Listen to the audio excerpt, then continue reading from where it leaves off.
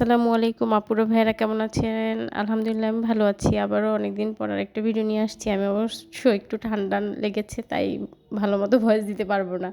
এই তো সকালে নাস্তা করেছি। বাচ্চারা একেকজন একেকটা খায়। আমার 2 ছেলে 2 রকম। এই তো তারপরে দুপুরের প্রিপারেশনের জন্য গোশ রান্না করব। এটা হচ্ছে সব হাতে মাখা মশলায় করব। আপনার এটা হচ্ছে ব্লেন্ডার করেছি, মরিচ বাটা, রসুন বাটা, পেঁয়াজ বাটা সব একসাথে দিয়ে জিরে বাটা দিয়ে এই তো ভালোভাবে মাংসটাকে ম্যারিনেট করে নিব। এরপরে হচ্ছে আপনার আস্ত জিরে দিয়েছি। এটা আপনারা অবশ্যই দিতে পারেন একটু ট্রাই করার জন্য। আমার কাছে অসম্ভব ফ্লেভার আসে, আমার কাছে খুবই ভালো লাগে। তারপরে একটু তেল দিয়ে দিয়েছি।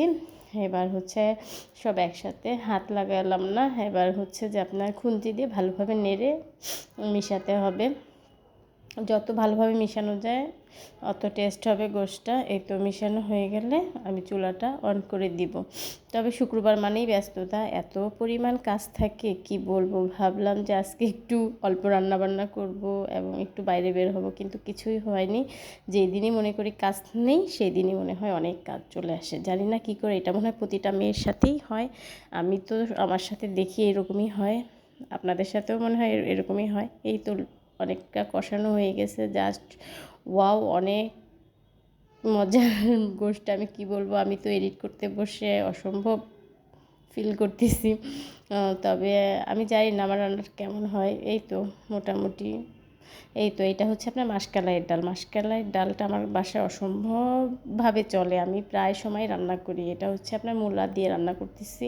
এই তো বসানো হয়ে গেলে এবার হচ্ছে বাগার দিয়ে দিচ্ছি। পেঁয়াজ রসুনটাকে থেতলে নিয়েছি এবং সাথে একটু শুকনো মরিচ এবং জিরে ফোড়ন দিয়ে এই তো অনেক মজা হয় আমার কাছে। এবার হচ্ছে আমি একটু বেগুন ভাজি করব আজকের জন্য।